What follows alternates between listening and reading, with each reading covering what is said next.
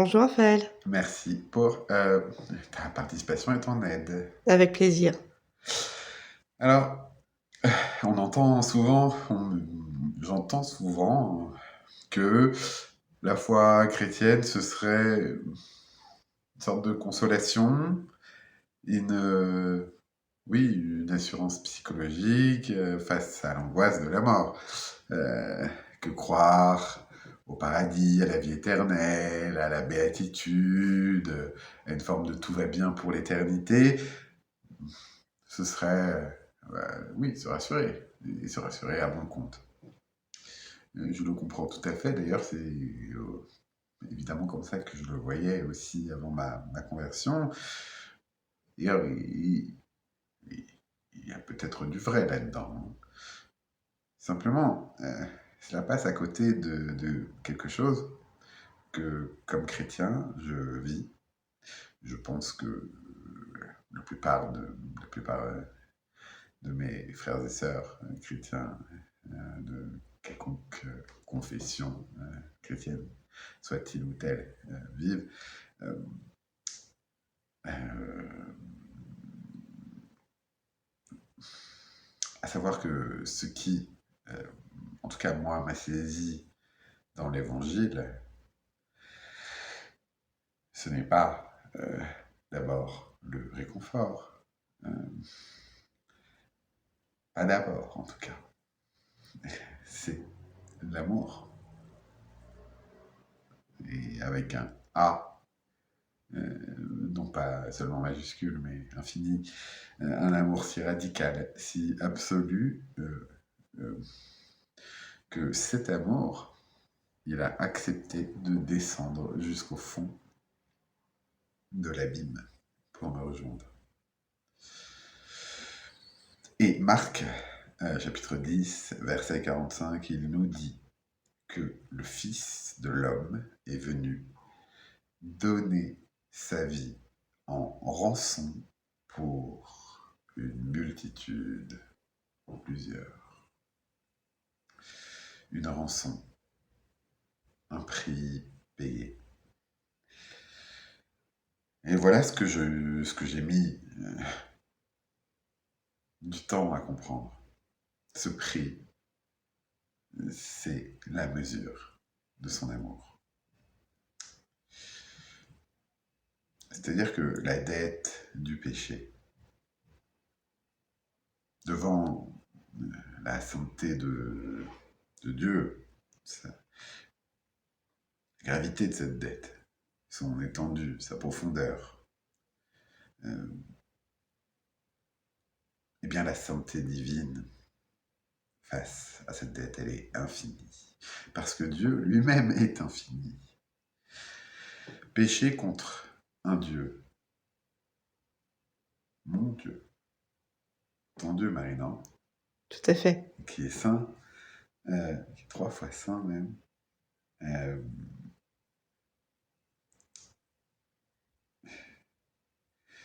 ce n'est pas commettre une faute isolée qu'on pourrait réparer simplement. C'est une rupture, une vraie rupture. Et voilà le scandale de la croix. Hein. Pour nous sauver, il fallait un sacrifice infini. Un sacrifice qui ne pouvait pas venir que de Dieu abstrait lui-même. Parce que l'étendue de notre condamnation, elle révèle exactement l'étendue de sa justice et de son amour réuni. Voilà comment je l'ai compris. Et je suppose que la plupart des chrétiens le comprennent ainsi. Dieu n'a pas payé cette rançon malgré sa justice.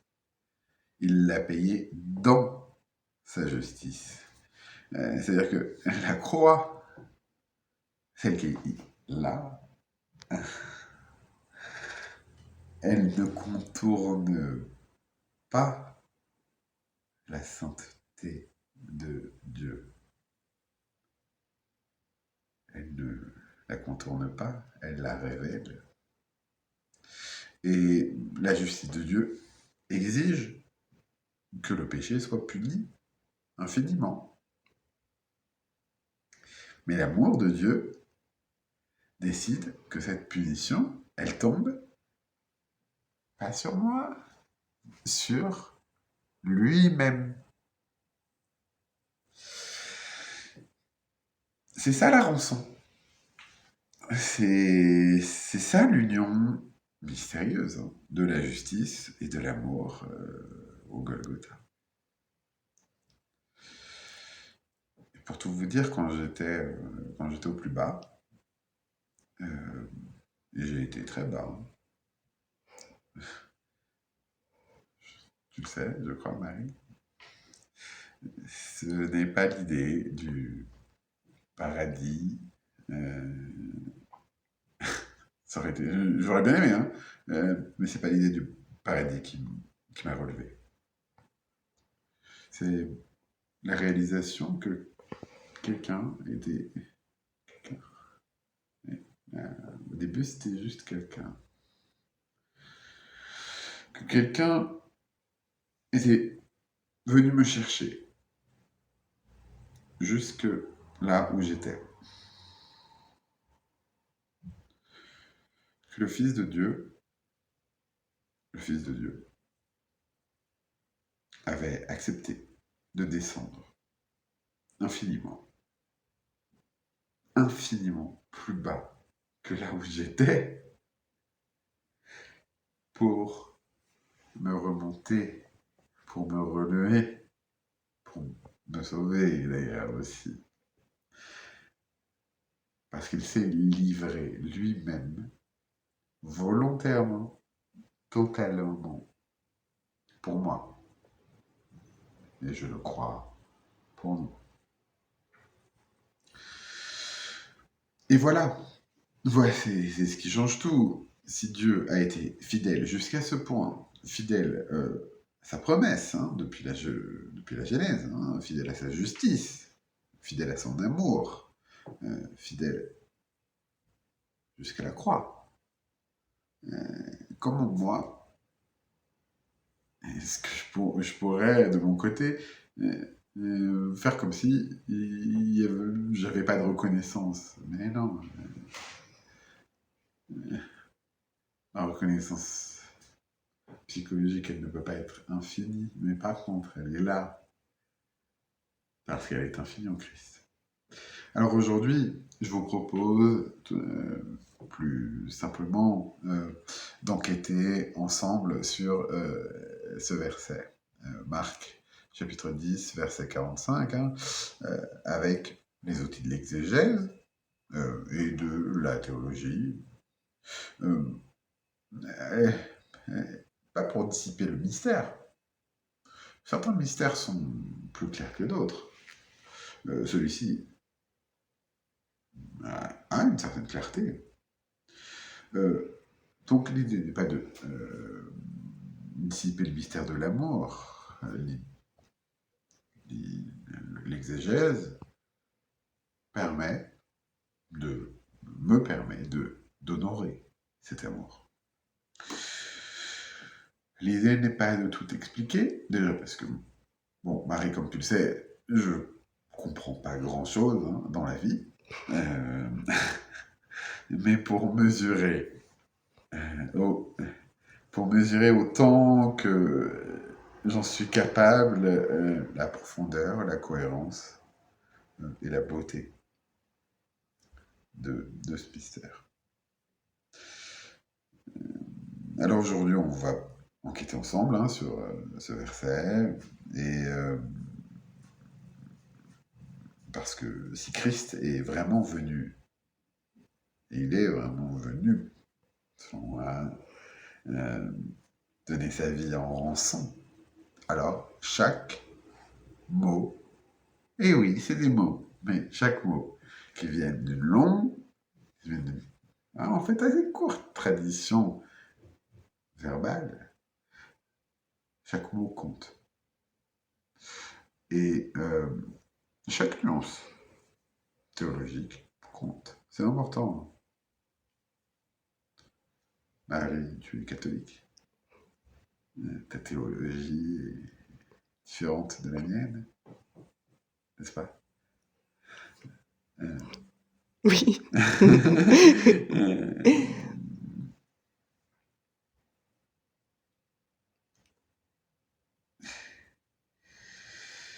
Mais l'idée, c'est de comprendre comment cette rançon, elle opère.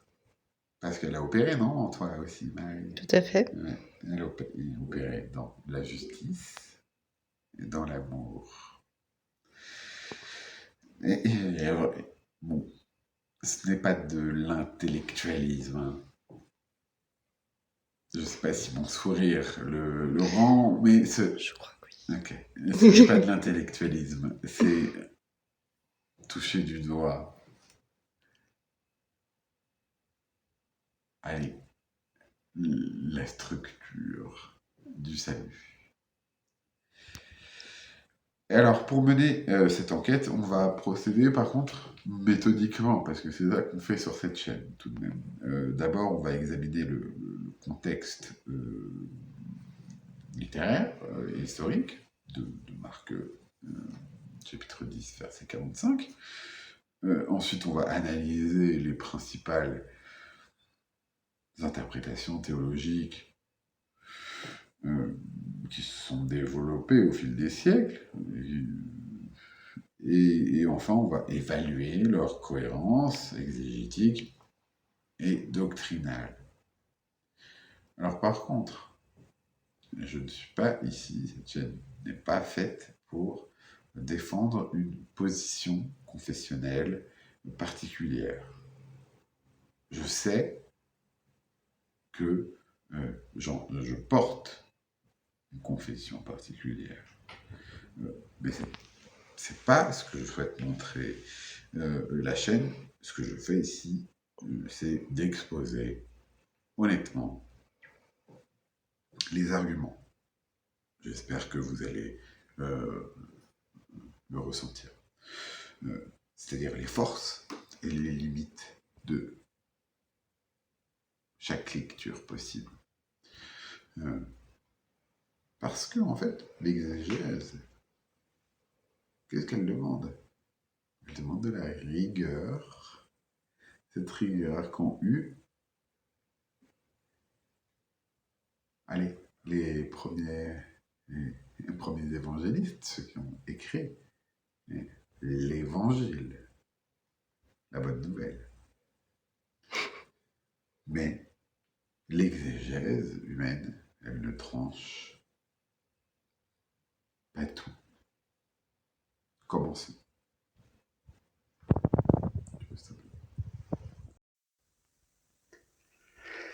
Marc 10, verset 45 ne surgit pas nulle part.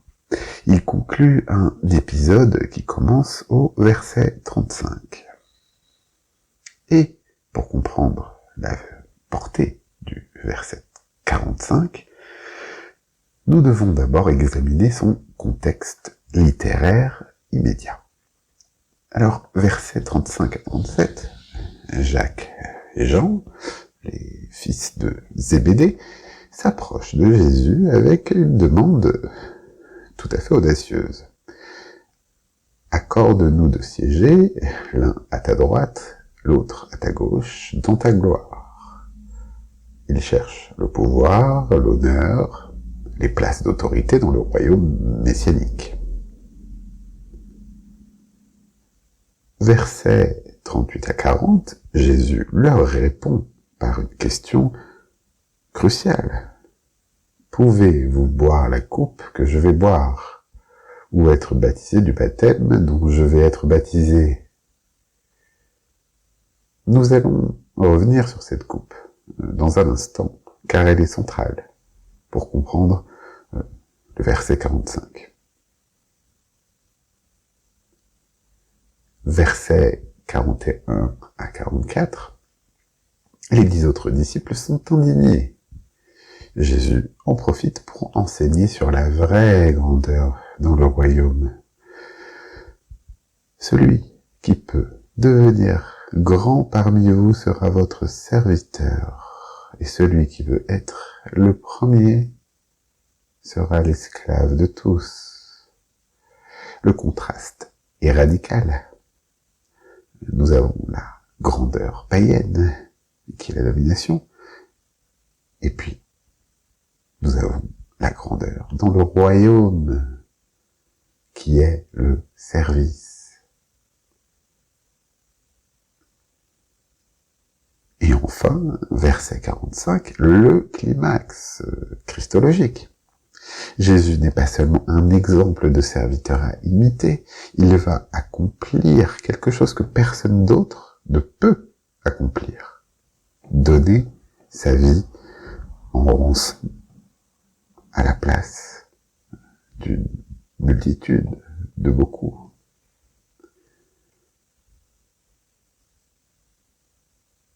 Revenons maintenant au verset 38. Parce qu'il est absolument crucial pour comprendre ce que signifie donner sa vie en rançon. Pouvez-vous boire à la coupe que moi je bois? Qu'est-ce que cette coupe? Dans l'Ancien Testament, la coupe, c'est une métaphore puissante du jugement divin. On le voit en Jérémie, chapitre 25, versets 15 à 16. Ainsi m'a parlé l'Éternel, le Dieu d'Israël, prends de ma main cette coupe remplie du vin de ma fureur et fais-la boire à toutes les nations.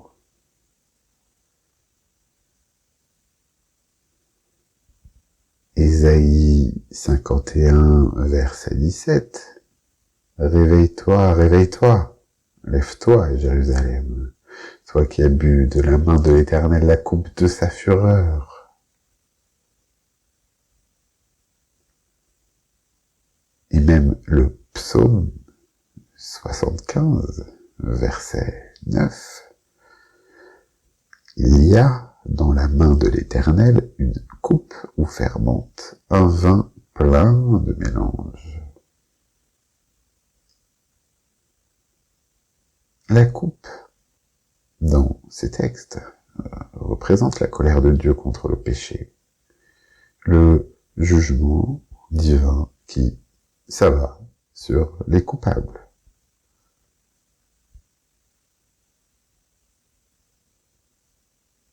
Alors maintenant, avançons dans l'évangile de Marc jusqu'au chapitre 14, verset 36. Nous sommes à Gethsémane. Abba, Père, toutes choses te sont possibles, éloigne de moi cette coupe. Toutefois, non pas ce que je veux, mais ce que tu veux. Quelle coupe Jésus demande-t-il à son Père d'éloigner? Pas seulement la souffrance physique de la crucifixion. Beaucoup de martyrs ont affronté la mort avec plus de sérénité que Jésus à Gethsémane. Non. La coupe que Jésus doit boire, c'est la coupe de la colère divine. C'est la coupe du jugement de Dieu sur le péché. Et c'est pourquoi, au chapitre 10, verset 38, lorsque Jésus demande à Jacques et Jean, « Pouvez-vous boire la coupe que je vais boire ?» La réponse implicite, mais évidente, est « Non, vous ne le pouvez pas. » Seul Jésus peut boire cette coupe à leur place. Seul Jésus peut subir le jugement divin à la place des pécheurs. Et c'est précisément ce que signifie donner sa vie en rançon, au verset 45.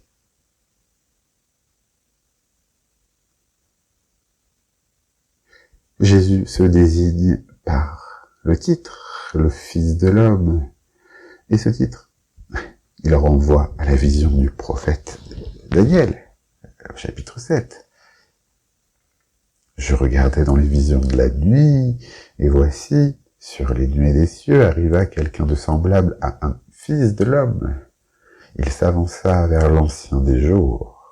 On lui donna la domination, la gloire et le règne, et tous les peuples le servirent. Le fils de l'homme, dans Daniel 7, c'est une figure céleste, glorieuse, qui reçoit un royaume éternel et l'adoration universelle. Et pourtant, dans Marc 10, verset 45, ce même Fils de l'homme déclare qu'il est venu, non pour être servi, mais pour servir bien plus, pour donner sa vie.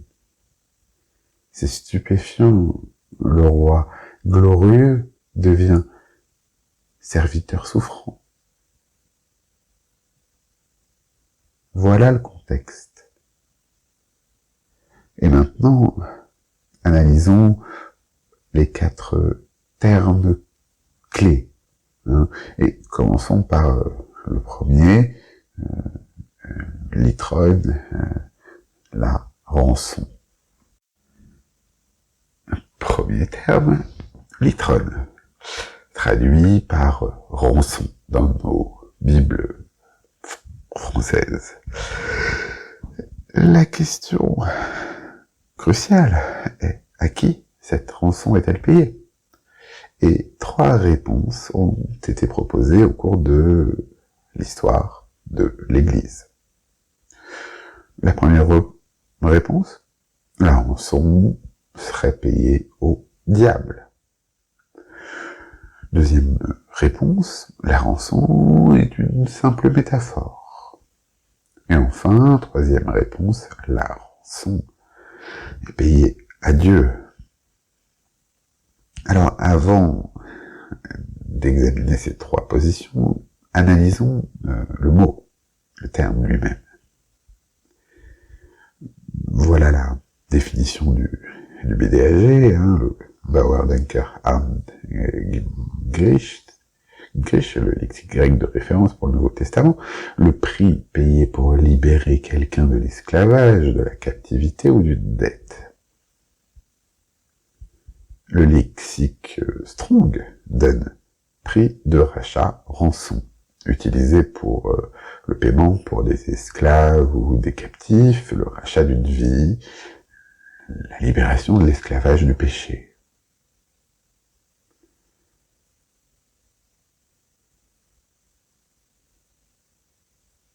L'étymologie, l'itrone,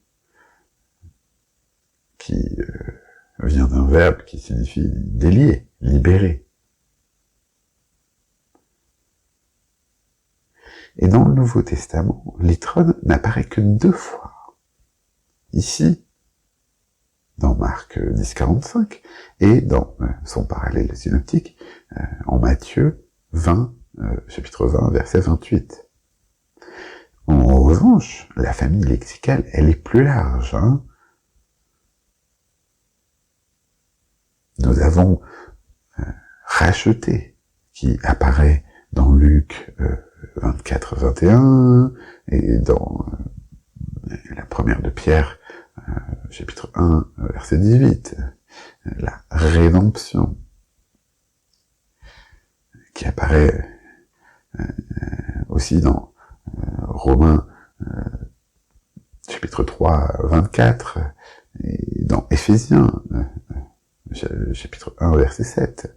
Et tous ces termes, ils évoquent un rachat, une libération moyennant un prix. C'est un vocabulaire technique, et pas une simple image poétique. D'ailleurs, dans la Septante, la traduction grecque de l'Ancien Testament, l'itrone traduit plusieurs termes hébreux liés au rachat. Le terme principal, c'est kofer, qui signifie prix de rachat, rançon. En Exode, chapitre 21, verset 30, si on impose au maître un prix pour le rachat de sa vie, il paiera tout ce qui lui sera imposé. En Exode 30, verset 12, lorsque tu compteras les enfants d'Israël, chacun d'eux paiera à l'Éternel le rachat de sa personne. En Nombre 35, verset 31, vous n'accepterez point de rançon pour la vie du meurtrier qui mérite la mort. Notez bien, dans ces textes, le rachat, le coffeur, est toujours payé à qui? À Dieu. Quand une vie est menacée, quand quelqu'un doit mourir selon la loi, un substitut peut être offert. Mais ce substitut, il est offert à l'Éternel, pas à une autre partie.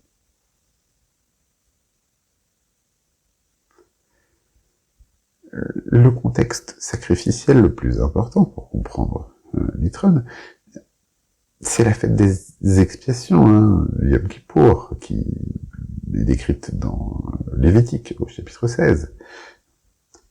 Voici le rituel. Verset 11. Le souverain sanctificateur offre un taureau pour ses propres péchés. Versets 12 à 14. Il entre dans le lieu très saint avec le sang et asperge le propitiatoire, en hébreu kapores, de la même racine que kofer, rançon. Verset 15.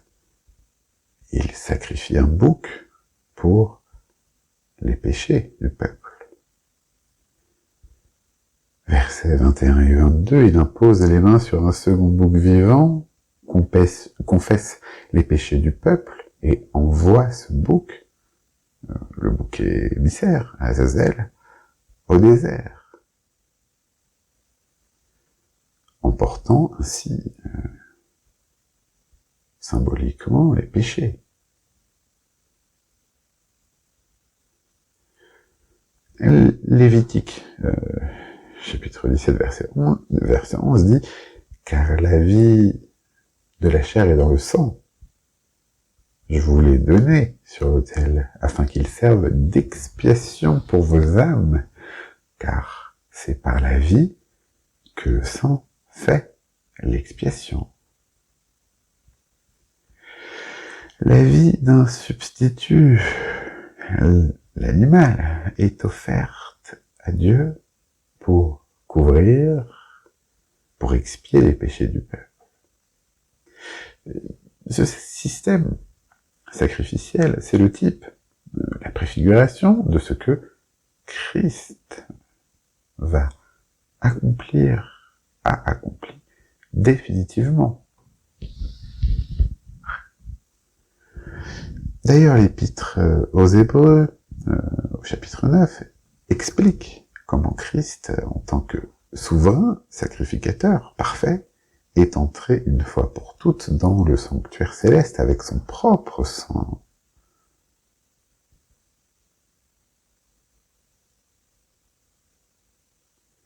Alors, maintenant que nous avons vu le contexte lexical et sacrificiel, donc, on peut examiner les trois positions historiques.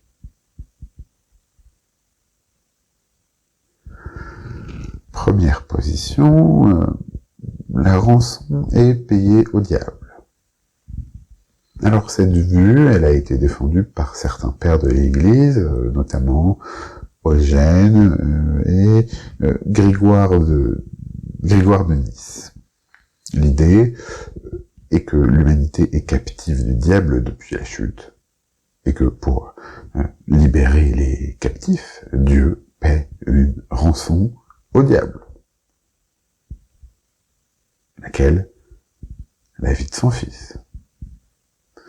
Mais, problème, c'est que aucun texte biblique n'enseigne que Dieu paie Satan.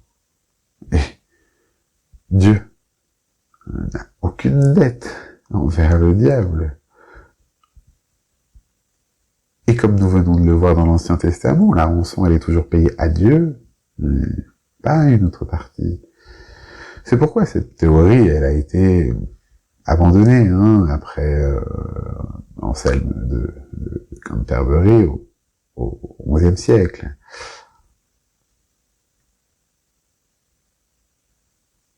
Deuxième position, donc. La rançon serait une métaphore, une illustration morale. C'est la théorie gouvernementale défendue par Hugo Grotius au XVIIe siècle. Selon Grotius, Dieu n'exige pas une satisfaction stricte de sa justice, parce qu'il est libre de pardonner sans paiement.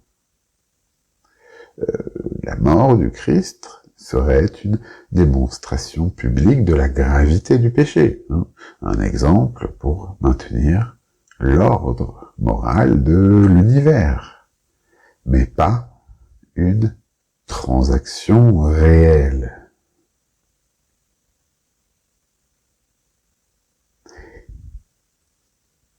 Problème.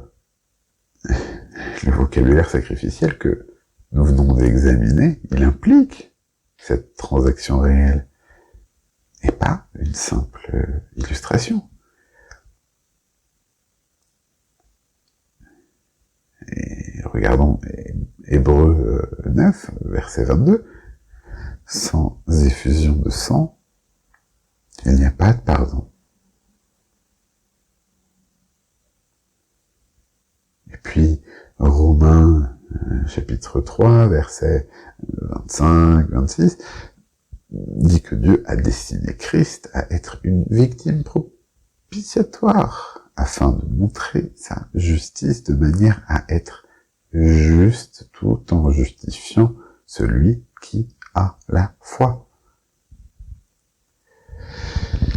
Si Dieu pouvait ignorer le péché sans violer sa justice, eh bien, pourquoi la croix serait-elle nécessaire?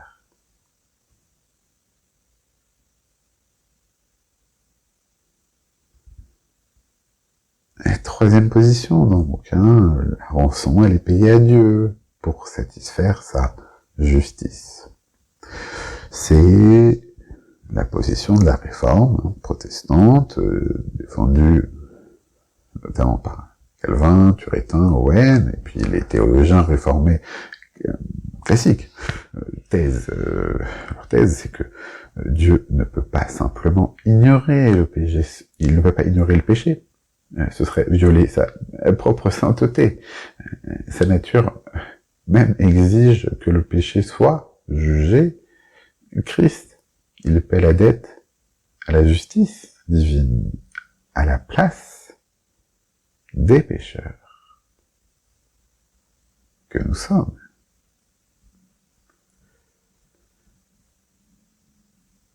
Et puis, il y a des arguments scripturaires.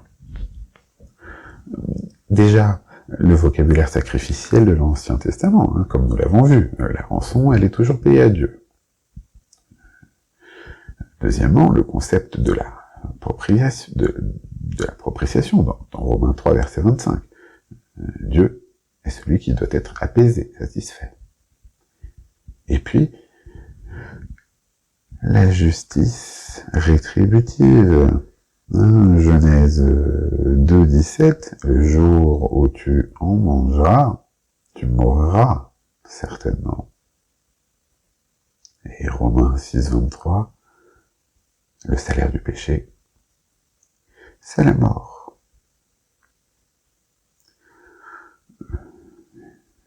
On voit ça aussi en Galates, chapitre 3, verset 13, Christ nous a rachetés de la malédiction de la loi, hein, cette loi qui provoque la mort, qui est devenue malédiction pour nous. Et puis, Hébreux, hein, 9.22 que nous avons déjà lu.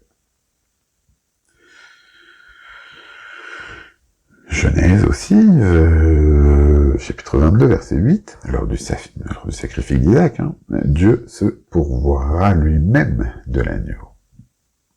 Dieu pourvoit au sacrifice et Dieu reçoit le sacrifice.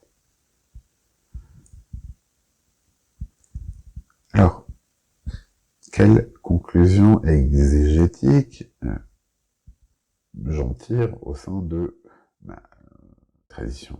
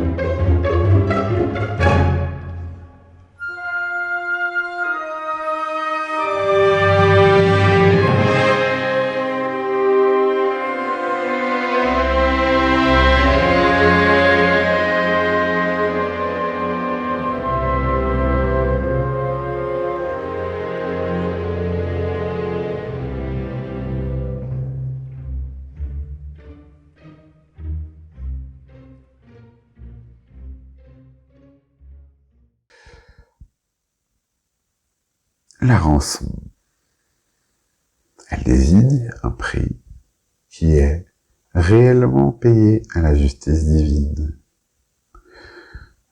Cela me semble la position exégétiquement la plus solide et, pour tout vous dire, elle correspond à la conversion.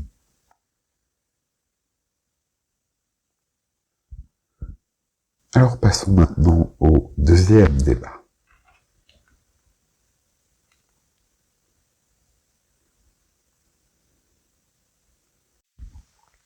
Nous avons là un deuxième terme technique, anti, traduit par pour ou à la place de dans nos Bibles. Alors, la question, ce à la place de, est-ce qu'il signifie une substitution pénale stricte, où Christ va prendre notre châtiment à notre place de manière exclusive, ou bien est-ce une représentation inclusive où nous mourrons avec Christ dans une union mystique? Eh bien, commençons par l'analyse grammaticale du mot lui-même, du terme anti. La définition du BDAG pour cette préposition, marqueur de substitution d'échange, à la place de, au lieu de, en échange de. Anti est une préposition qui se construit avec le génitif. Et dans nos grammaires grecques, on trouve cette explication.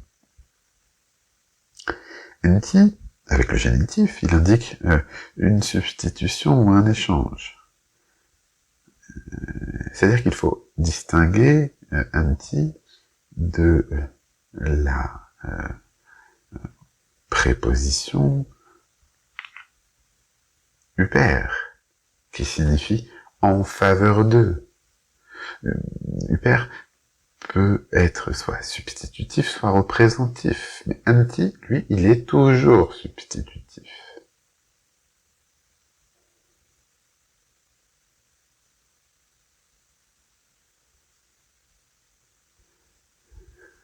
Alors regardons maintenant les occurrences de NT dans le Nouveau Testament. On en compte 22 au total. Et voici les plus significatives.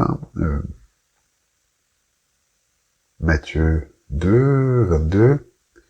Archélaüs règne sur la Judée à la place de son père Hérode. C'est une substitution exclusive. Hérode est mort, Archélaüs le remplace. Toujours en Matthieu 5, 38, œil pour œil, dent pour dent. On a une équivalence stricte, c'est la lex talionis. Substitution pénale.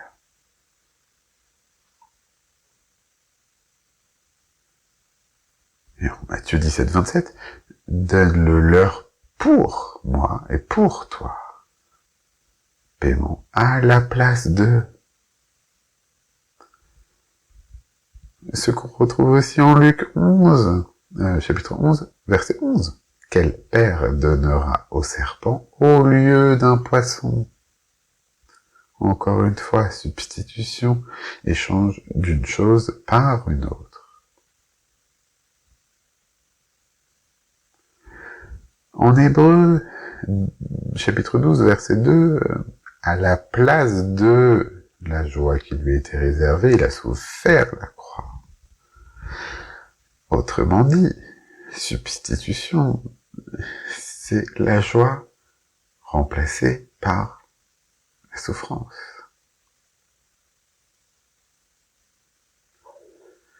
Dans la première de Pierre, chapitre 3, verset 9, ne rendez point mal pour mal, ni injure pour injure.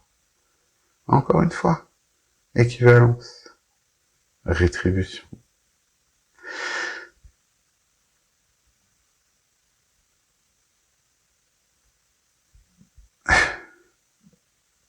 Donc, on peut en tirer une conclusion lexicale. Dans toutes les occurrences, NT signifie à la place de, au sens strict. On ne trouve jamais un sens vague comme en faveur de. C'est toujours une substitution ou un échange.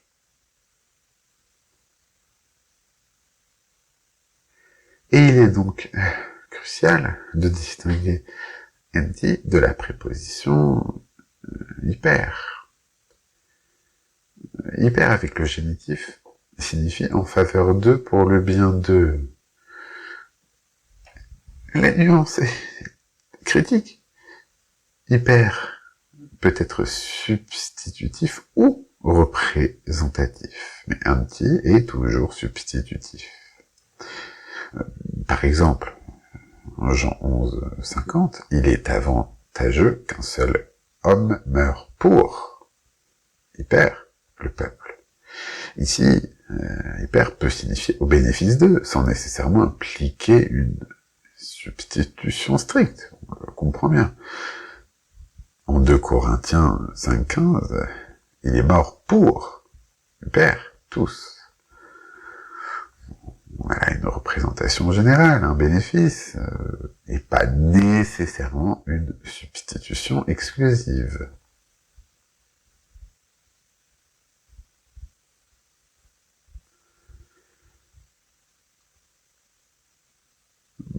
Alors, l'argument, si Marc voulait dire en faveur de, dans un sens large, eh bien, il aurait utilisé hyper.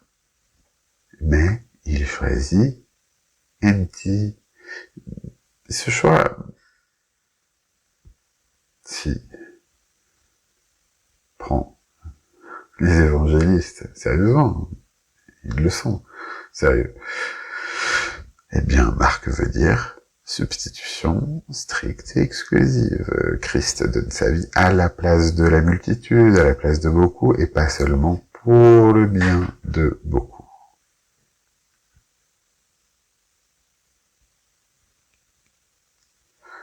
D'ailleurs, le parallèle avec Matthieu 20, verset 28, le confirme. Marc 10, 45 et Matthieu 20, 28 sont identiques en grec. Donner sa vie en rançon à la place de beaucoup. Les deux textes utilisent anti et pas hyper. Donc, une double attestation, Marc et Matthieu, qui rapportent la même parole de Jésus et qui sont probablement issus d'une source commune ancienne. Quoi qu'il en soit, dans les deux cas, le mot choisi est anti, et cela renforce la thèse de la substitution pénale.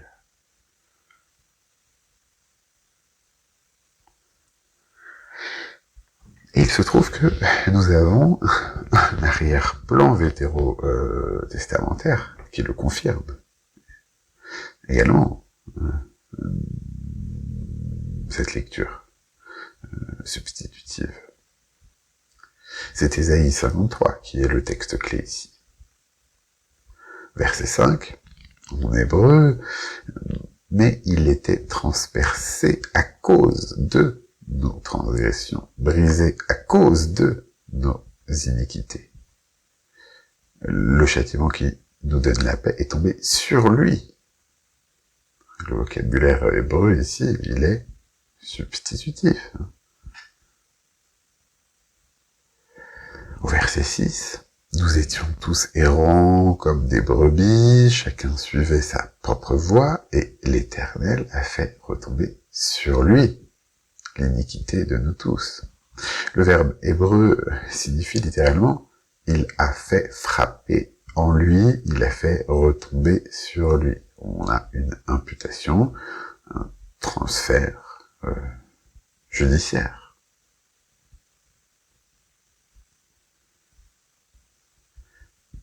Et puis au verset 10, le serviteur est fait sacrifice de culpabilité, Hacham, en hébreu.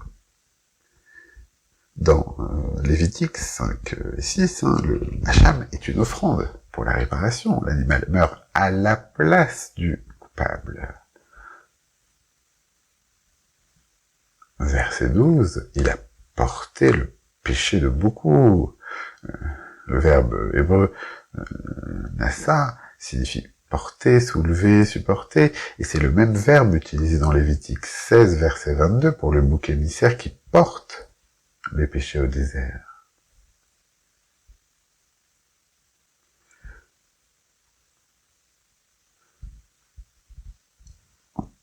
On le constate, Ésaïe 53 est saturé de vocabulaire substitutif. Le serviteur souffrant, il prend la place des coupables. Il subit leur châtiment, il porte leurs péchés. Et donc, quand Marc utilise anti au chapitre 10, verset 45, très probablement traduit-il en grec ce concept hébreu de substitution pénale.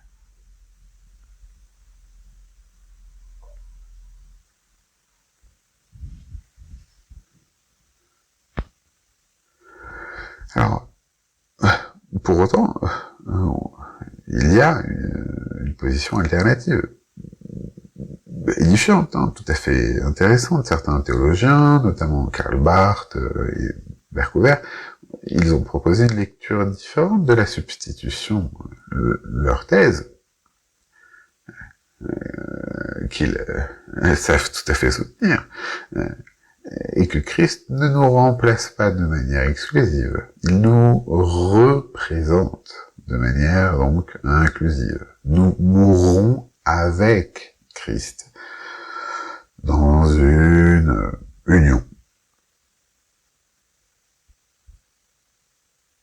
Ils ont des arguments.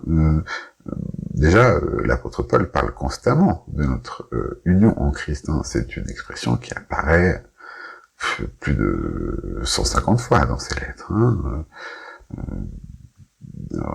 Et puis Romains 6, versets 3 et 4, Ignorez-vous que nous tous qui avons été baptisés en Jésus-Christ, c'est en sa mort que nous avons été baptisés. Nous avons donc été ensevelis avec lui par le baptême en sa mort.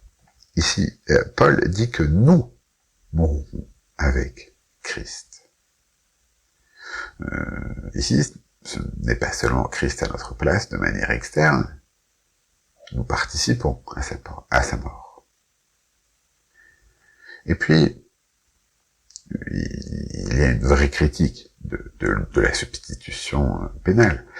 Selon Barth et Berkouwer, réduire la croix à une transaction juridique externe serait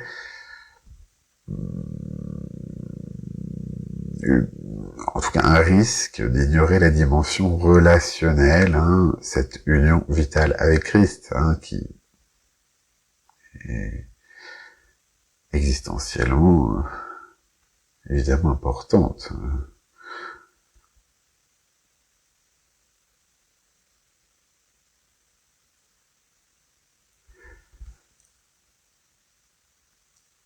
La réponse réformée classique, c'est que cette théologie de l'union avec Christ, elle est vraie, elle est biblique. En revanche, il y a, sur ce point précis, une confusion entre deux termes, entre guillemets, du salut, à savoir la justification et la sanctification. Dans cette tradition, la distinction est fondamentale. La justification a un aspect forensique. Substitution pénale, anti, imputation externe, c'est un acte ponctuel de Dieu. Marc, et d'ailleurs Marc 10,45, il parle de cela. On l'a vu. Tandis que la sanctification, elle, a un aspect ontique. C'est l'union mystique, la transformation interne, le processus progressif. Ce dont, d'ailleurs, Romains 6 parle. Seulement, il ne faut pas confondre les deux selon cette tradition.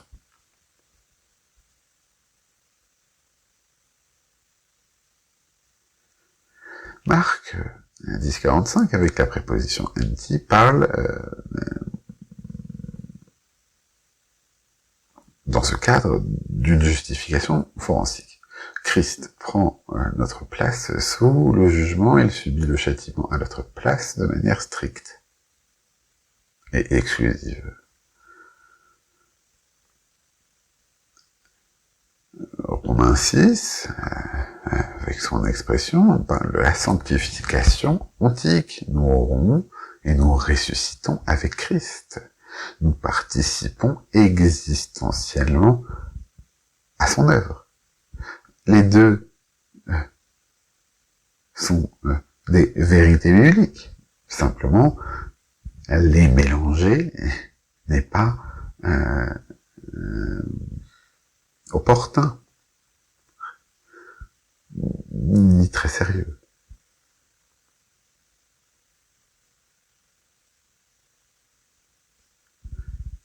Alors, qu'est-ce qu'on en tire exégétiquement, premièrement, lexicalement, anti signifie toujours à la place de. On n'a jamais un sens vague. Et puis, le système, le contraste, je veux dire, avec hyper est significatif. Si Marc voulait dire en faveur de au sens large, il aurait utilisé le terme. Et puis, le contexte, c'est très important, hein, de Marc 10:38. On l'a dit au début, la coupe du jugement. Cette coupe qui confirme que Jésus la boit à notre place. Le seul qui peut le faire. On a l'arrière-plan d'Ésaïe 53, qui est saturé de vocabulaire substitutif, et la distinction entre justification et sanctification, qui permet de maintenir à la fois la substitution pénale de Marc, 10:45, et l'union mystique de Romains 6, sans contradiction. C'est pourquoi la position qui me semble à l'intérieur de ma tradition la plus solide, exégétiquement, c'est la substitution pénale stricte.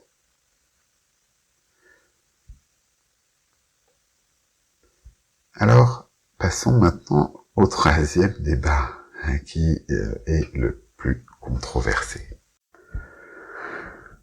Nous sommes donc sur le troisième terme, polone, génitif pluriel de polis, qui se traduit par beaucoup, un grand nombre, multitude. C'est le débat qui divise les évangéliques depuis des siècles. La question, vous la devinez, beaucoup, multitude, qu'est-ce qu'il signifie? Est-ce qu'il signifie tous les êtres humains sans exception dans une lecture donc inclusive, ou est-ce qu'il signifie les élus, les élus de l'Église invisible dans une lecture plus restrictive? En fait, ce débat, il oppose le calvinisme classique, qui défend l'expiation définie ou limitée, à l'arminianisme, qui défend l'expiation universelle, et puis à l'amiraldisme, qui propose un moyen terme, avec une expiation hypothétiquement universelle.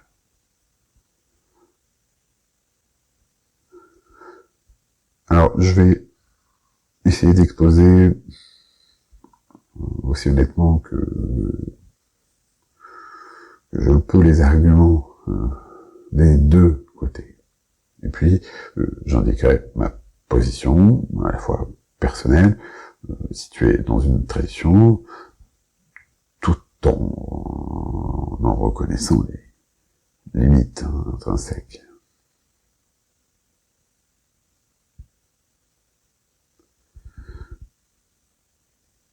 On va commencer par l'analyse lexicale.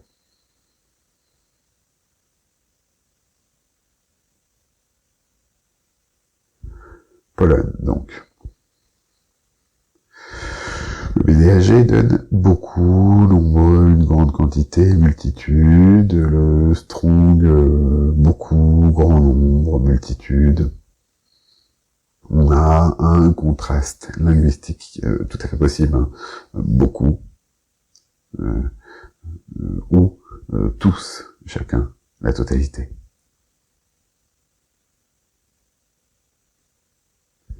Mais, dans l'Ancien Testament,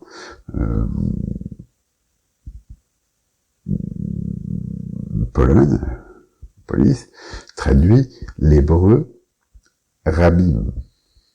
En Ésaïe 53, verset 11, « Mon serviteur juste justifiera beaucoup. » Rabbim.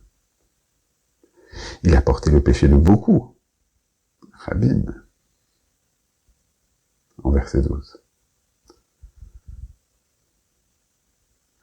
Et donc, la question exégétique d'arrière-plan hébraïque devient Rabbim en hébreu biblique, est-ce qu'il signifie beaucoup, au sens inclusif de tous, ou beaucoup au sens restrictif d'un groupe déterminé. Cette ambiguïté hébraïque, elle se retrouve en grec, avec Pollen, et c'est précisément pourquoi le débat existe.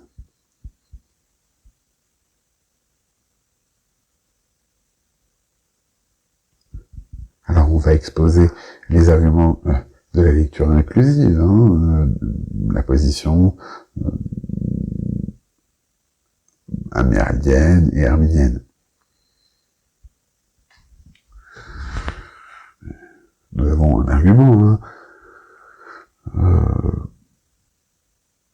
antisémitisme. Dans l'hébreu biblique, rabbim peut signifier multitude, dans un sens incluant tous. Isaïe 2, verset 3, les peuples nombreux se mettront en marche. Le contexte parle de toutes les nations qui affluent vers Jérusalem. En Daniel 12, verset 2, beaucoup de ceux qui dorment dans la poussière se réveilleront. Le contexte suggère au moins une résurrection générale, pas seulement un groupe limité strictement et restreint.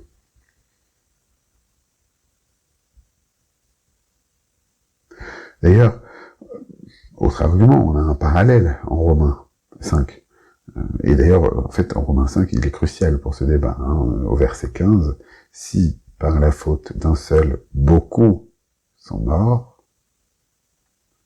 Verset 18, par une seule justice, la justification qui donne la vie s'étend à tous les hommes. Et verset 19, par l'obéissance d'un seul, beaucoup seront rendus justes. Et on a un parallèle entre Adam et Christ qui suggère une universalité. Donc, si beaucoup, au verset 15, signifie tous, eh bien, tous meurent en Adam. Et alors, beaucoup du verset 19 pourrait aussi signifier tous, dans le sens où l'œuvre de Christ est offerte à tous.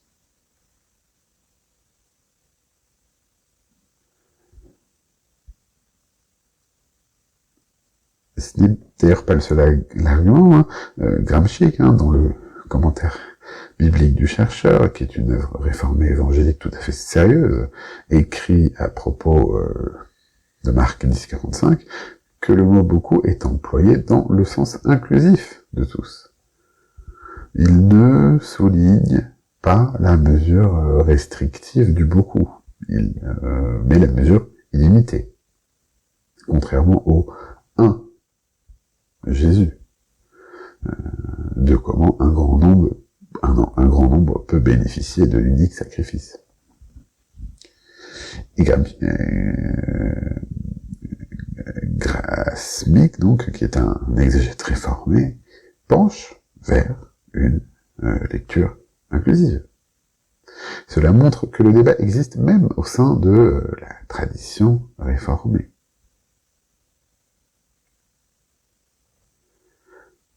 Enfin, en Isaïe 53, verset 6, nous étions tous errants comme des brebis, et l'Éternel a fait retomber sur lui l'iniquité de nous tous, au verset 6, puis beaucoup au verset 11 et 12. On a un parallèle rhétorique qui suggère une équivalence, tous et beaucoup, cela désigne le même groupe.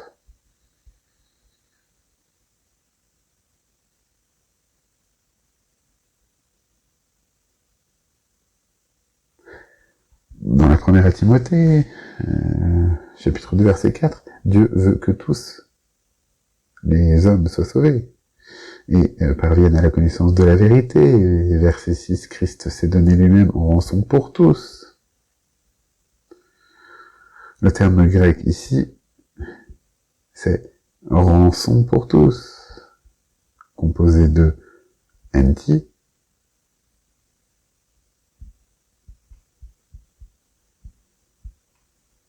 qui donne le même vocabulaire que Marc 10, 45. Mais ici, Paul dit pour tous, pas pour beaucoup. Le parallèle suggère que Marc 10,45, beaucoup, et 1 Timothée 2,6, tous désignent donc la même réalité. Puis bien sûr, il y a une offre universelle de l'évangile, si Christ n'est mort que pour les élus. Comment peut-on sincèrement offrir l'évangile à tous?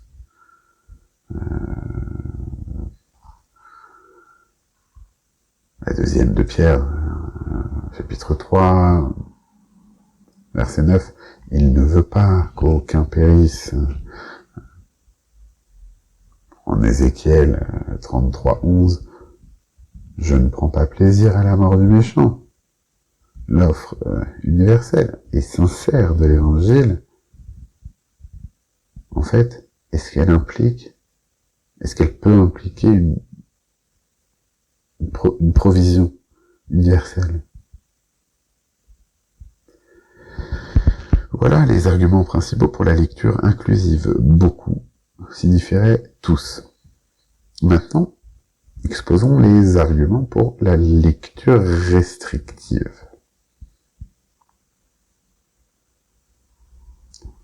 C'est la position calviniste classique.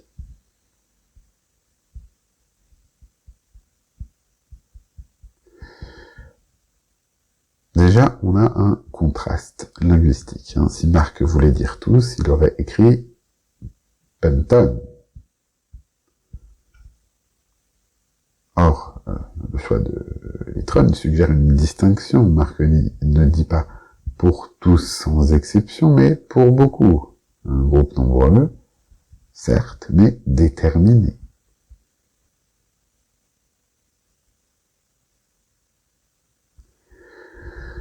Et puis, il y a un usage dans le Nouveau Testament. En Matthieu 7, versets 13 et 14, large est la porte, spacieux le chemin, qui mène à la perdition, et beaucoup sont ceux qui entrent par là. Mais étroite est la porte, resserré le chemin qui mène à la vie, et peu nombreux sont ceux qui le trouvent. On retrouve, vis-à-vis du grec, la même distinction.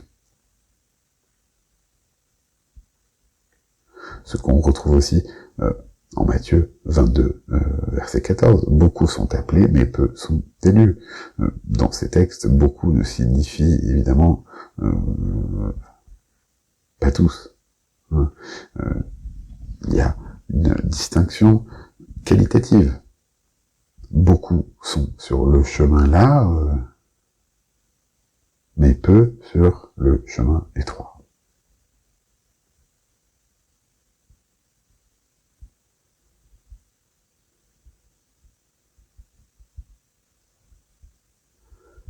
Autre argument important pour moi, la structure.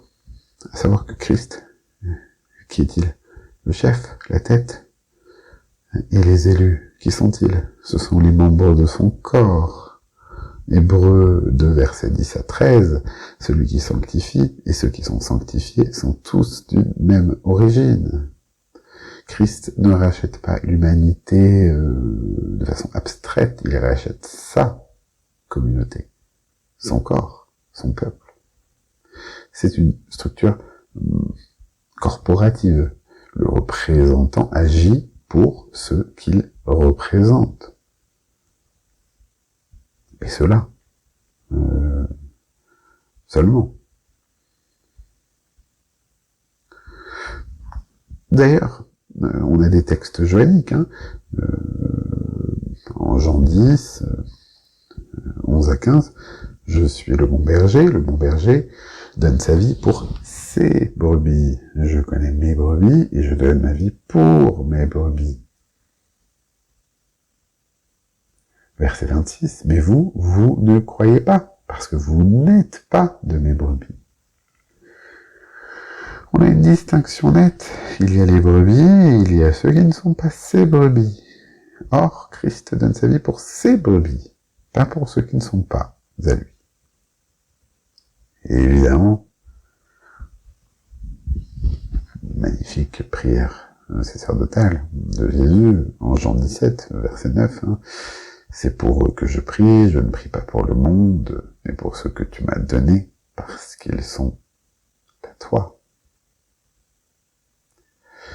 Si l'intercession de Christ est limitée aux élus, pourquoi son expiation serait-elle universelle? Il faut une certaine cohérence théologique. L'expiation et l'intercession, elles vont ensemble.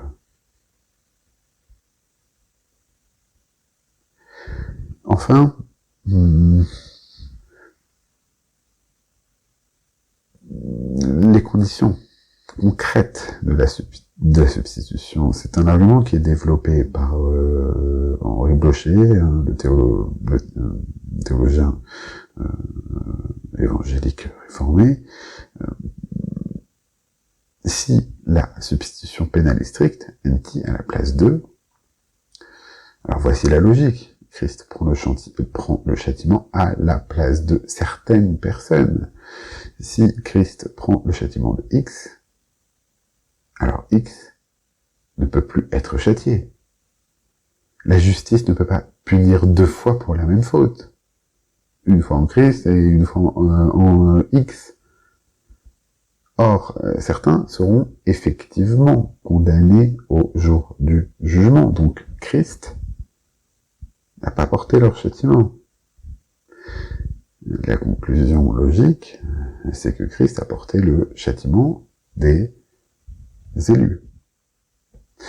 C'est un argument de cohérence interne.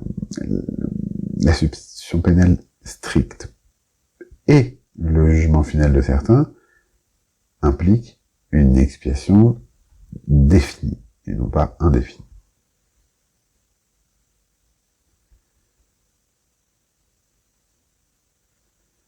On a aussi un argument large, à savoir l'harmonie trinitaire. En Éphésiens 1, versets 4 à 5, le Père élit certains avant la fondation du monde. En Jean 10, verset 15, le Fils donne sa vie pour ses brebis. En Jean 3, verset 8, l'Esprit régénère souverainement. C'est l'harmonie du dessein trinitaire. Le Père, il élit. Le Fils, il rachète les élus. Et l'Esprit, il régénère les élus. Ce serait incohérent que le Père élise certains et que le Fils rachète tous et que l'Esprit régénère certains. L'unité de l'œuvre trinitaire conduit ou suggère une expiation définie.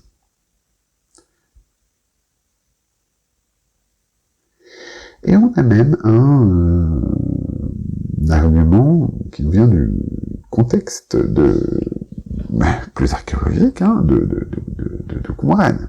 Dans les manuscrits donc de la mer Morte, la règle de la communauté, le terme rabbim, les nombreux, c'est un terme qui désigne la communauté des élus, et qui est distincte de tous les hommes.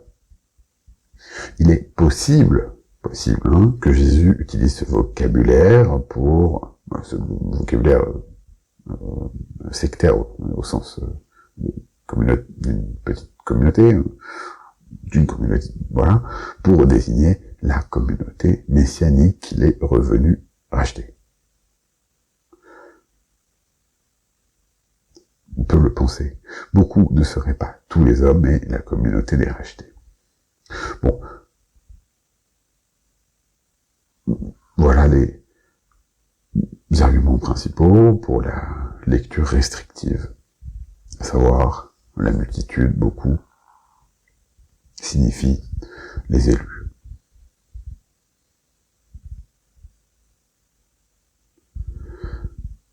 Alors, avant d'indiquer ma position personnelle qui est d'une part révisable, d'autre part révisable que moi-même je peux réviser, et qui s'inscrit dans une certaine tradition, mais qui tout de même, pour être honnête, au moins rétrospectivement, fonde, motive ma conversion.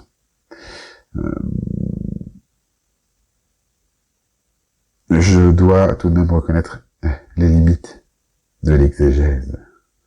L'exégèse ne tranche pas définitivement le débat. On a des arguments exégétiques qui sont solides des deux côtés. On a des commentateurs évangéliques sérieux, des théologiens réformés respectés qui se trouvent des deux côtés de ce débat.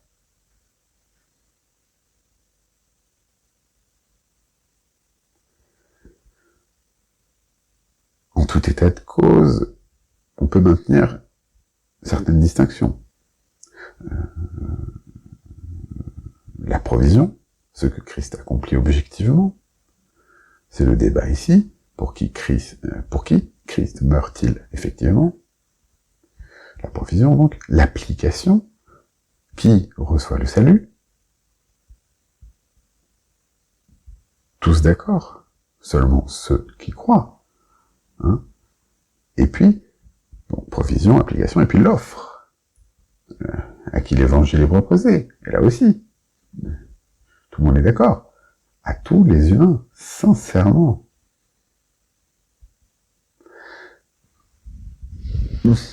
Alors, les évangéliques réformés,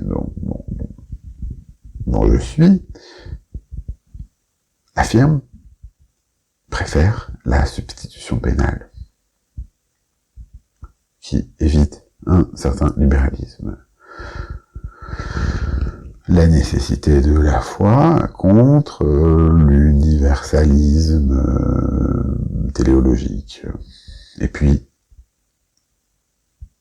par contre, l'appel universel sincère contre une sorte de hyper-calvinisme. Ce débat sur l'étendue de l'expiation, il ne doit pas diviser frères et sœurs qui s'accordent sur l'essentiel. Il faut reconnaître que nos présupposés théologiques influencent notre lecture du texte. Si on croit à l'élection inconditionnelle, on va pencher vers une lecture restrictive. Tandis que si on croit à la grâce prévenante résistible, eh bien, on va pencher vers une lecture inclusive. Et en matière exégétique, le texte permet les deux lectures.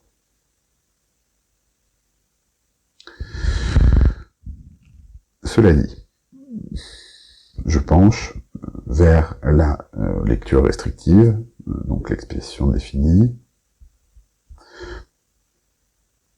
Pourquoi?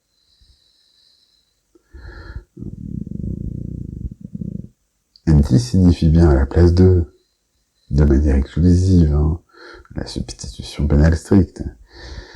Si Christ prend le châtiment à la place de X, de un tel, un tel ne peut plus être châtié. Or, certains seront condamnés. Donc, Christ n'a pas porté leur châtiment. La structure corporative, Christ est le chef. Et comme chef, il rachète ses membres, son peuple, son corps. Enfin, on l'a dit, l'harmonie trinitaire. Le Père élit, le Fils rachète les élus, et l'Esprit régénère. On évite les contradictions qui minent l'unité.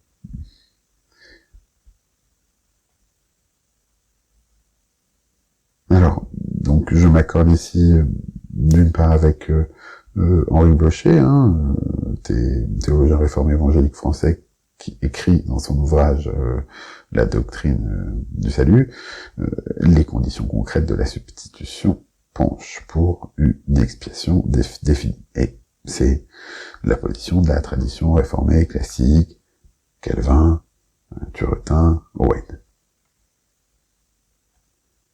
Mais, et c'est crucial, je reconnais et je dois reconnaître que le débat exégétique, il est ouvert. Parce que les arguments inclusifs, ils sont tout à fait sérieux.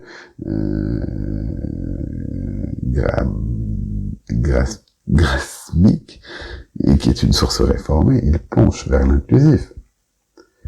Parce que l'humilité, elle est requise face au mystère de l'élection. Et puis, quoi qu'il en soit, l'offre de l'évangile demeure universelle, sincèrement universelle. Hein. Jean 3,16, que tout le monde connaît, quiconque croit sera sauvé. À savoir que nous ne connaissons pas les élus à l'avance, et que nous prêchons en pratique à tous sans exception. Voilà, il ne faut pas être trop doctrinal, mais ce sont des développements tout à fait intéressants.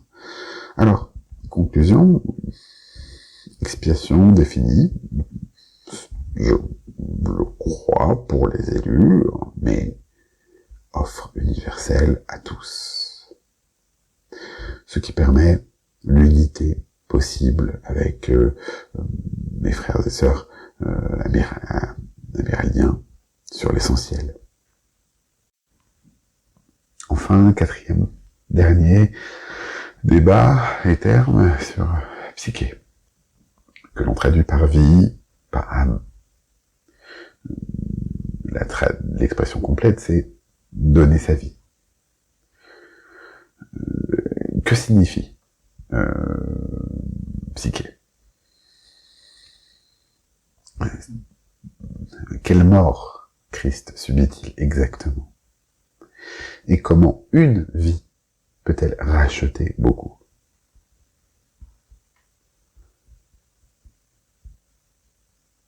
Alors, le BDAG, il donne 4 sens principaux à psyché. D'abord, le principe vital, le souffle de vie, puis l'âme, la partie matérielle de l'homme, ensuite la vie, l'existence terrestre, et enfin la personne, l'individu. En hébreu, cela traduit Nefesh. On le voit en Genèse 2, verset 7, hein, l'Éternel Dieu forma l'homme de la poussière de la terre, il souffla dans ses narines un souffle de vie, et l'homme devint un être vivant. Hein, ce n'est pas rien.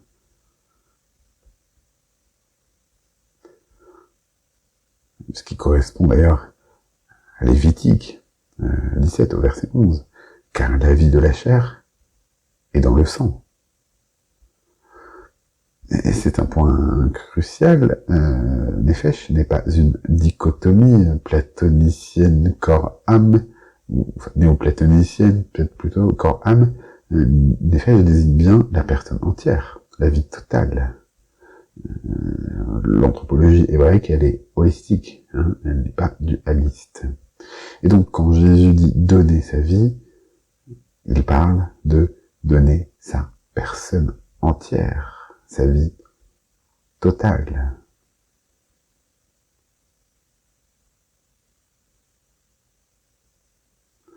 L'expression donner sa vie est technique dans le Nouveau Testament. En Jean 10, versets 11 et 15, le bon berger donne sa vie pour ses brebis. En Jean 15, verset 13, il n'y a pas de plus grand amour que de donner sa vie pour ses amis. Hein, verset magnifique et capital. Dans la première de Jean, chapitre 3, verset 16, il a donné sa vie pour nous. Dans tous ces textes, donner sa vie Et c'est un acte volontaire, intentionnel et sacrificiel. Et Marc 10, 45, il s'inscrit dans ce vocabulaire.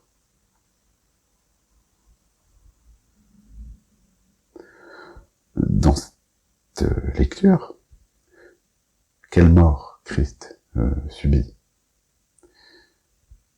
Une mort physique, évidemment. La crucifixion, historique. Hein, Marc 15, verset 37, Jésus poussa un grand cri et expira. On a là une mort physique.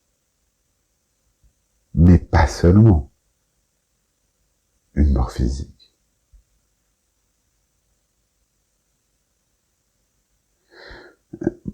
Pour revenir aux indices textuels, Marc 10, verset 38, « Pouvez-vous boire la coupe que je vais boire ?» On l'a vu. La coupe, elle représente le jugement divin, et pas seulement la souffrance physique. Marc 14, verset 36, Gethsémane, « Ah bah, Père, éloigne-moi de cette coupe. » Il y a une angoisse de Jésus face à cette coupe. Et elle ne s'explique pas seulement par la peur de la crucifixion, parce que beaucoup de martyrs ont affronté la mort avec plus de sérénité. Or, l'angoisse de Jésus vient de ce qu'il va subir, le jugement divin, la colère de Dieu contre le péché. Il le sait. Et puis, Marc 15, verset 34. À la 9e heure, Jésus s'écria d'une voix forte, « Eloi, Eloi, lama sabachthani », ce qui signifie « Mon Dieu, pourquoi m'as-tu abandonné ?» C'est une citation du psaume 22, verset 2. L'expérience de la séparation avec Dieu. C'est une expérience d'un psalmiste spirituellement très affirmé. Ce n'est pas un abandon ontologique. Hein. Jésus reste le Fils éternellement uni au Père. Ce serait, dans ce cadre, un abandon judiciaire. C'est-à-dire que Christ subit l'isolation, la séparation que les pécheurs, que nous avons mérité.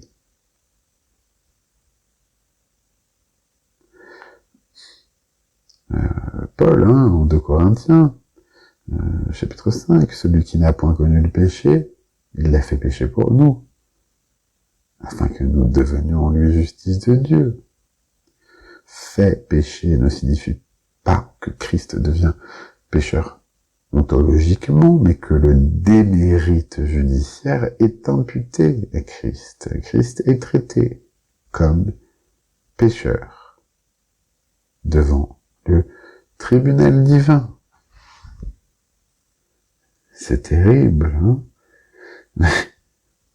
Mais en Galates 3, verset 13, on voit que c'est, je cite, Christ nous a rachetés de la malédiction de la loi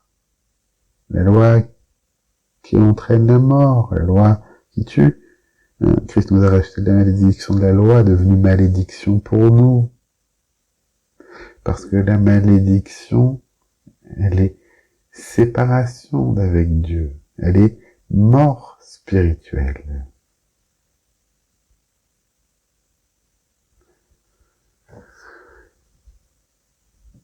Ce que j'en tire, c'est que la vie que Christ donne, c'est sa vie entière, sa vie physique et sa vie spirituelle.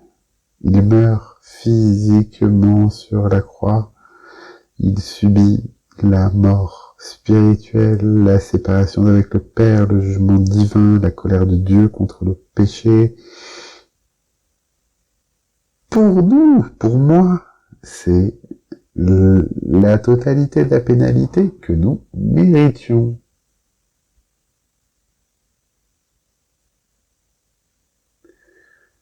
Question finale, donc, comment une vie rachète-t-elle beaucoup? Alors, la réponse traditionnelle,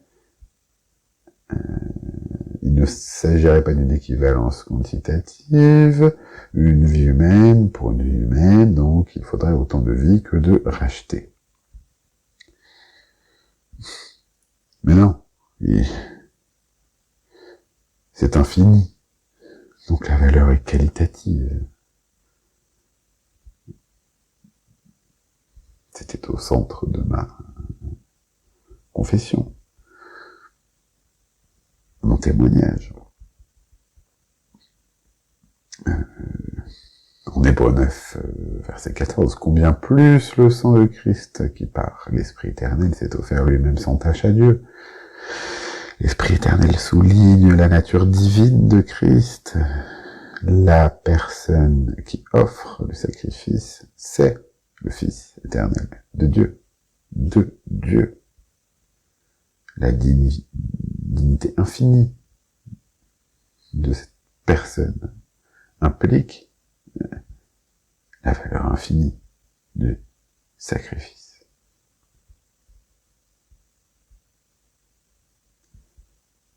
Pourquoi? Parce que c'est ce qui fonde quelque part la médiation.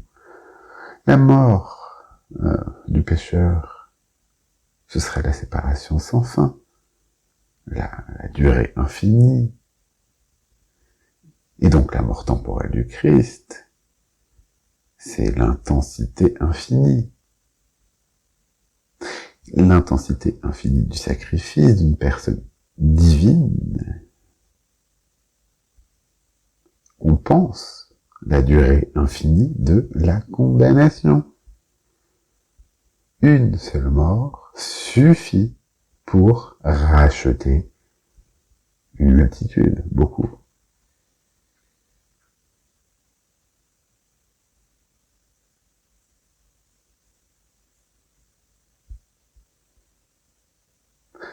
Alors, récapitulons rapidement nos conclusions sur les 4 débats. Premièrement, à qui la rançon? Eh bien, j'estime à Dieu pour satisfaire sa justice. Deuxième débat, anti. Est-ce que c'est une substitution pénale ou une représentation? La conclusion exégétique qui me paraît la plus solide, c'est la substitution pénale stricte, parce que anti signifie toujours à la place de, dans le Nouveau Testament. Et le contraste avec hyper est significatif. Le contexte de la coupe du jugement confirme d'ailleurs la substitution. Il y a un arrière-plan hébraïque. Ésaïe est saturé de ce vocabulaire substitutif. Pourquoi il faut distinguer la justification forensique de Marc 10,45 de la sanctification ontique de Romains 6. Et puis le troisième débat, pour qui Christ meurt? Eh bien, c'est un débat avec des arguments solides des deux côtés. Alors bon, ma position, encore une fois, ancrée, révisable, je veux dire, ancrée dans une tradition, c'est l'expiation définie pour les élus. Mais les raisons, voilà, on l'a vu, anti, qui implique une substitution stricte, la structure corporative, chef et membres, et puis l'harmonie trinitaire, on l'a dit, voilà. Mais, je reconnais la légitimité totale du débat, parce que l'offre universelle de l'évangile doit être maintenue. Et c'est d'ailleurs ce qui rend possible l'unité avec mes frères et sœurs amiraliens. Et puis enfin, quelle mort, C'est la fin, mort totale, physique et spirituelle. Crucifixion physique et séparation d'avec le Père. Cette valeur infinie du sacrifice, parce que c'est une personne divine, je n'aurais probablement pas été converti sans cette valeur infinie du sacrifice qui, moi, me relève.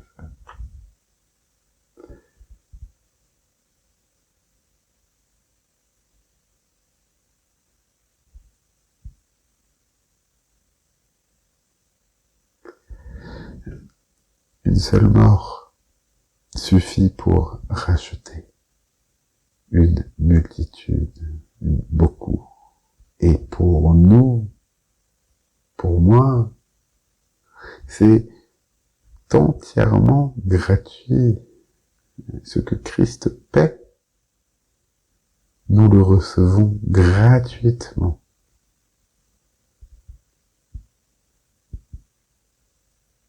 Sola gratia, sola fide. En Romains 3, verset 24, ils sont gratuitement justifiés par sa grâce, par le moyen de la rédemption qui est en Jésus-Christ.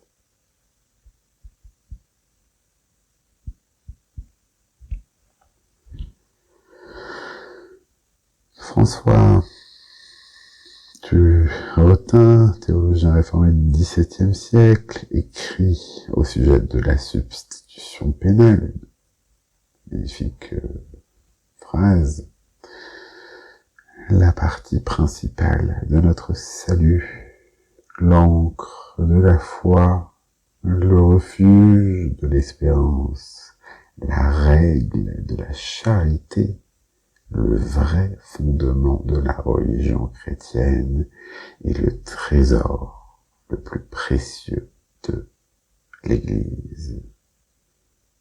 N'ayons pas peur de la substitution pénale.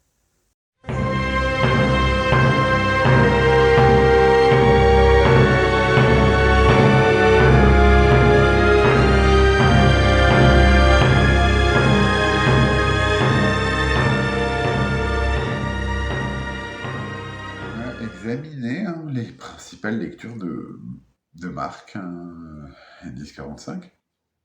Bon, on a vu la théorie classique de la rançon,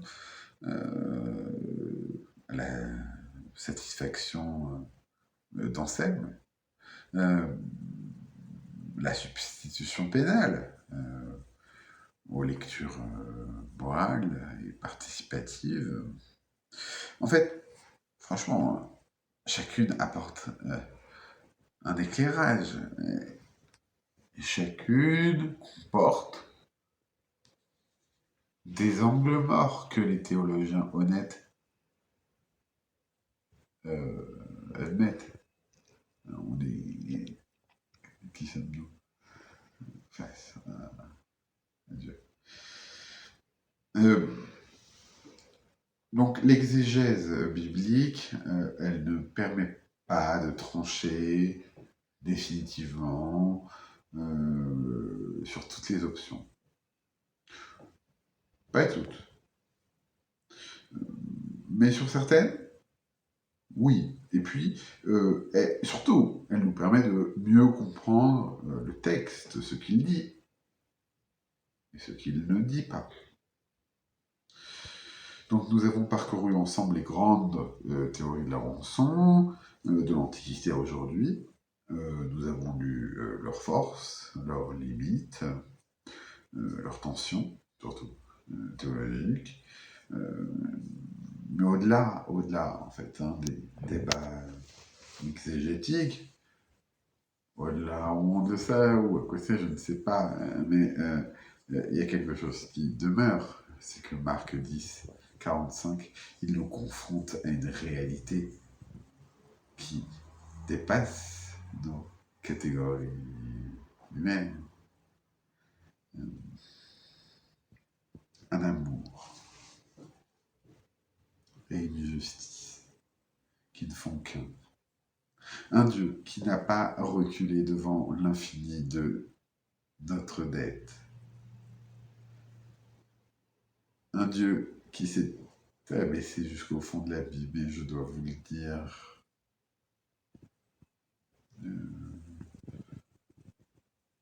ce fut aussi mon ami. Mais pas comme lui. Un Dieu qui a accepté la mort. La mort. La vraie mort.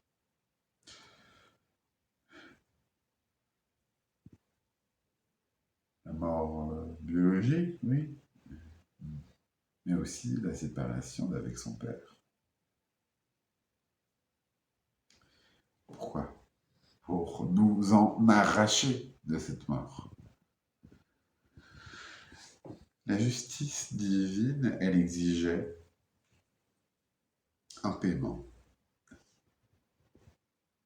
Un paiement, pas avec de l'argent. Un paiement infini.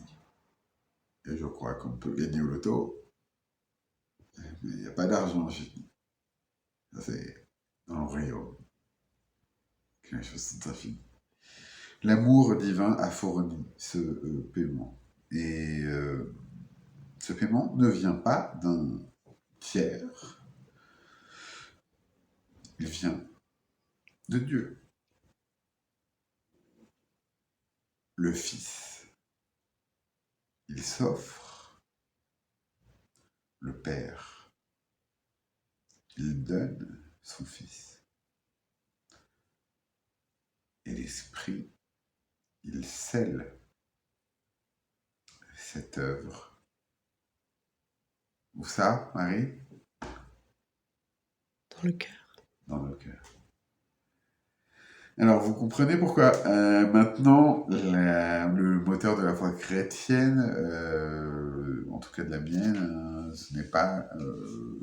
en tout cas, c'est pas, voilà, ça n'a pas été le paradis, etc. Ça n'a pas commencé par tout va bien. Et d'ailleurs,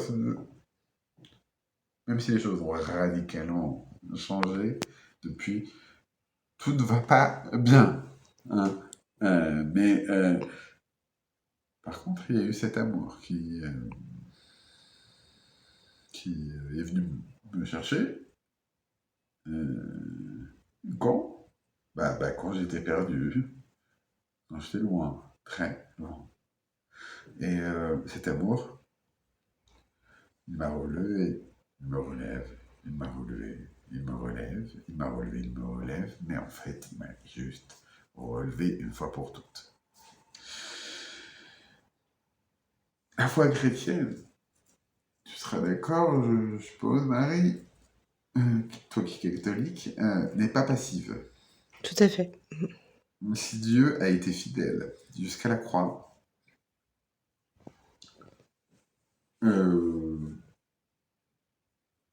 pas de reconnaissance. Si, bien sûr, de reconnaissance. Et comment ne pas vouloir au moins vivre selon sa parole? Non pas pour gagner, mériter mon salut. Ce salut, écoutez, pour moi, il est acquis.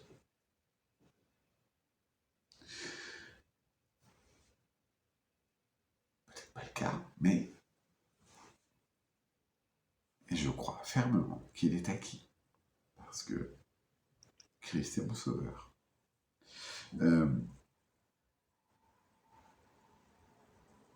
Et puis parce que je lui dois tout, en fait. Hein, je dois vous le dire, Christ m'a sauvé de la mort. Et cette dette de reconnaissance, c'est le moteur de la sanctification. La mienne, je vais pas oser le dire, mais en tout cas de la sanctification en général. Et c'est le fondement de l'obéissance joyeuse. Obéissance que je refusais pendant longtemps. Euh, euh, Et j'ai compris qu'avec Dieu, cette obéissance, elle pouvait être joyeuse. Parce qu'il est fidèle. La croix, c'est pas une solution technique au problème du péché ou du mal humain. Euh, c'est la révélation ultime de qui est Dieu.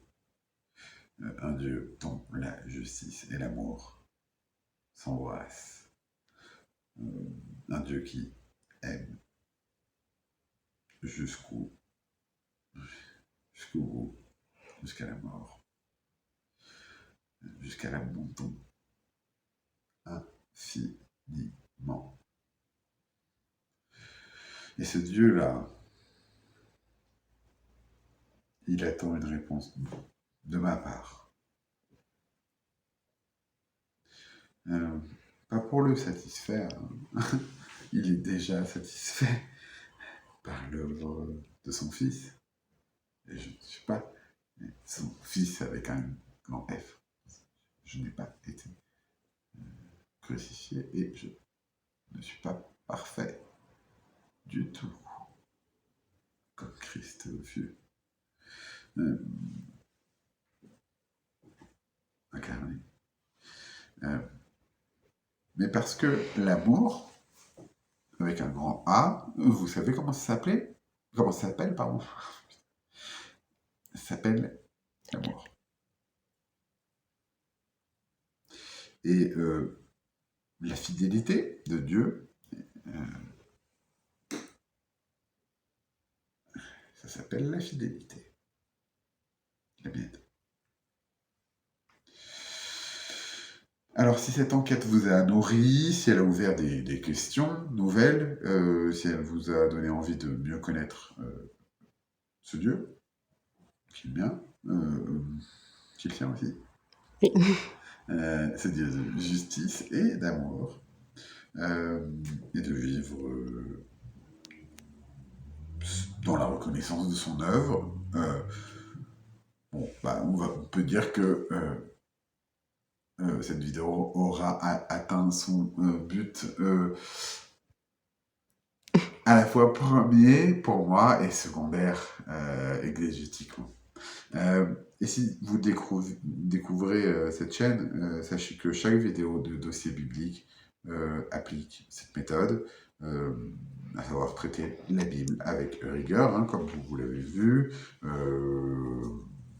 dans une enquête, parce que la parole de Dieu, cette parole qui nous parle d'un tel amour et d'une telle justice, elle mérite quoi?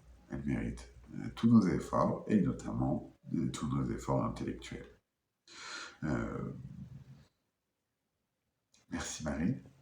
Je t'en prie, avec plaisir. Merci à vous de m'avoir suivi. Que le Seigneur vous garde dans sa grâce. Amen. Qu'il vous garde dans sa justice. Amen. Et qu'il vous garde